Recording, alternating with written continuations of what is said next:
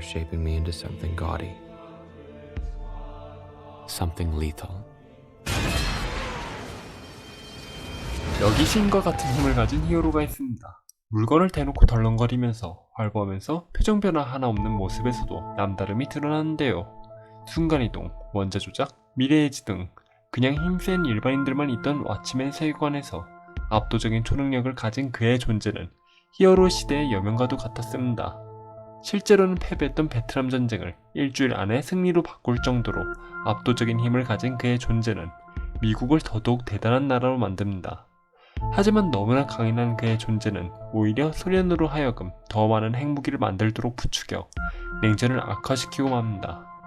여기서부터는 왓츠맨의 스포일러가 있으니 시청에 주의 바랍니다. 닥터 맨하탄은 내지장 분리기라는 일종의 원자로에 갇혀 말 그대로 몸이 원자 단위로 갈리는 사고를 겪었다가 초능력을 얻었습니다. 하지만 죽었다가 살아난 그는 살아있다고 말하기 애매한 몸과 정신을 가지게 되었는데요. 분명 MBTI로 따지면 인트피, 그것도 아주 극단적인 인트피에 해당할 만한 모든 것에 무관심한 인간이 되어버렸죠. 영화판에서 그는 사고를 회상하며 마지막으로 공포를 느낀다고 말합니다. 우주 최강의 존재가 되어서는 오일남 이상으로 두려울 것이 없는 존재가 되어버린 그는 모든 것이 시시하고 그저 흘러만 가는 것으로 보입니다. 신과 같은 맨하탄도 원래는 아빠 말을 잘 듣는 존 오스터먼이란 이름의 평범한 사람이었습니다.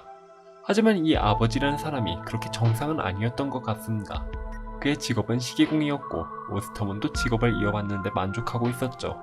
하지만 일본의 원자폭탄이 떨어지고 아인슈타인 박사의 상대성 이론을 접한 아버지는 시간이 상대적이라면 시계 같은 것을 만들어 뭐하겠냐고 말하며 코미디언처럼 앞으로 폭탄이 마구 날아다니는 시대가 올 터이니 시계공 같은 직업을 물려줄 수 없다고 멋대로 진로를 바꿉니다. 오스터먼은 이 결단에 매우 낙담하지만 까라면 까는 성격이었던 그는 아버지의 말에 따릅니다. 뛰어난 재능을 가진 그는 원치 않았던 일임에도 프린스턴 대학에 진학해 우수한 과학자가 되는 등 성과를 냈죠. 하지만 삶의 중요한 선택을 항상 남이 하는 것 같다고 회의감이 있었는데요. 이런 수동적인 모습은 절대자가 된 이후에도 남아있었습니다. 미래를 미리 알 수 있지만 그 미래에 미리 대비하지 않고 자신의 반응도 이미 정해져 있다며 어떠한 해결 의지도 보이지 않거든요. 언론과 정부가 입맛대로 자신의 이미지를 그리든 말든 관여하지도 않습니다. 애인이 다른 남자와 잤다는 것을 이미 알고 있었음에도 대수롭지 않게 여기는 모습을 보이다가 나중에 애인이 직접 언급하자 그제야 놀라는 모습을 보이는 장면은 압권이라 할 수 있죠. 세상은 시계공 없는 시계나 마찬가지라며 아무런 의미 없이 그저 존재할 뿐이라며 모든 것을 단순히 흘러가는 일로 치부하거나 모두를 인형 취급하며 자신도 시를 볼 수 있는 인형에 불과하다고 말하는 대목에서도 그의 관점이 드러납니다. 코미디언이 지적했듯 그는 모든 것에 무관심한 이기주의자였던 것이죠. 그럼에도 그는 그 존재감 때문인지 각종 사회 문제의 상징이 됩니다. 그에게서 종교적인 경외심을 느끼거나 이어지는 냉전 체제에 책임을 묻거나 혹은 단순히 시퍼런 호모라고 경멸하는 식이죠. 혹은 그를 걸어다니는 수소폭탄이라고 말하는 사람도 있습니다. 사실 인간이던 시절의 존은 간접적으로 원자력의 발견으로 인해 자신의 장래를 바꾼 장본인인 아인슈타인을 그다지 좋아하지 않았습니다. 아인슈타인 같은 천재도 여자를 모른다는 동료의 농담에 우리 같은 평범한 인간인가 보냐고 냉담한 반응을 보이는데요. 본인도 비슷한 전철을 밟게 된다는 점이 흥미롭습니다. 맨하탄은 자신은 항상 늦었고 언제까지나 늦을 것이라고 생각하고는 했는데 이러다가 오즈만디아스가 대학살을 벌이는 와중에도 지각을 해버렸습니다. 하지만 그렇다고는 해도 시간차가 너무 난다는 생각이 듭니다. 실크 스펙터와 맨하탄이 순간이동을 한 게 9번째 챕터인데 그들이 도착한 시간은 라이트 아울과 로우셰크가 흑막을 알아내고 아울십을 타고 남극까지 날아가고 장황한 연설까지 들은 이유였거든요. 적어도 하루 정도의 시간차가 있었을 거란 말이죠. 저는 이것도 아인슈타인이나 원자의 이야기와 관련된 것이라고 생각합니다. 제가 문과라서 자세한 설명은 불가능하지만 아인슈타인은 상대성 이론에서 시간과 공간은 따로 존재하는 것이 아닌 유기적으로 어우러진 것으로 보았거든요. 결국 맨하탄의 순간이동은 공간이동뿐만 아니라 시간이동의 개념도 포함된 것이죠. 오즈만디아스는 맨하탄의 미래예지 능력을 봉쇄하기 위해 천문학적인 돈을 투자해 8개의 위성과 별도의 생성기를 통해 맨하탄에게 치명적인 타키온 입자를 뿌려댔고 결국 맨하탄의 시간 감각이 엉켜 이상한데 시간좌표를 찍었고 늦게 도착해버리고 만 것이죠. 결국 미래를 알 수 있는 만큼 시간 이동도 가능한 맨하탄이지만 사연만은 과거로는 갈 수 없다는 점이 아이러니하기도 합니다. 후속작인 둠스데이 클락에서는 훨씬 전지전능해져서 온갖 시공을 돌아다니며 깽판을 치지만요.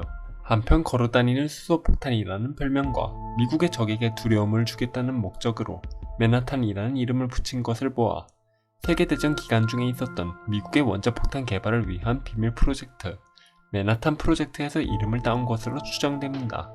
그 밖의 모티브를 살펴보자면 아까 말한 아인슈타인도 영향을 주었을 것으로 보이지만 우선은 찰턴 코믹스의 캡틴 아톰이 원형을 제공했을 겁니다. 또 영화로도 유명한 TV 시리즈 스타트rek에 나오는 스팍 또한 창작에 영향을 주었다고 나온 바 있습니다. 스팍은 지성과 평정심을 중요시하는 벌카닌과 인간의 혼혈로서 작중 활약합니다. 개인적으로 코미디언 겸 영화감독 우디 앨런의 동명의 영화 맨하탄도 영향을 주었지 않을까 싶네요. 여기서도 적극적으로 사랑을 주장하는 미성년자와 썸을 타는 내용도 나오거든요. 그녀하고는 거리를 두려 하기는 하지만 말이죠. 별개로 작중에 이런 대사가 나옵니다.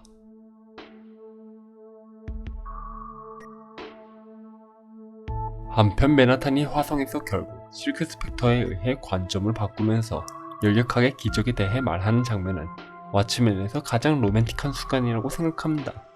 스팍 맨하탄이 그런 순간을 만들어낸 게 아이러니하기는 하지만요. 한편 노어셰크는 말콤 롱과의 상담 과정에서 방관자 효과의 사례 중 하나인 키티 제노비스 사건을 언급합니다. 범죄 현장을 앞에 두고도 아파트의 주민들은 그저 구경만 했던 사건인데요. 아인슈타인은 세상은 악행을 저지르는 사람이 아닌 그것을 보기만 하는 사람에 의해 멸망할 것이라고 말하기도 합니다. 이는 모두 코미디언의 임산부 사례를 비롯한 세상의 문제를 그저 바라만 보고 나중에는 화성으로 탈주해서 화성의 지리를 구경하고만 있는 맨하탄에 대한 비판이 될 수 있을 겁니다. 왓츠맨은 파수꾼이 될 수도 있고 텔레비전의 광고를 보듯 그저 바라만 보는 사람을 말하는 것일 수도 있을 겁니다. 이런 양면성을 가진 닥터 맨하탄은 매우 흥미로운 존재라고 생각합니다. 최근에 나온 미드 왓츠맨에서도 그는 여전히 궁극의 병기와 같은 취급을 받았는데요.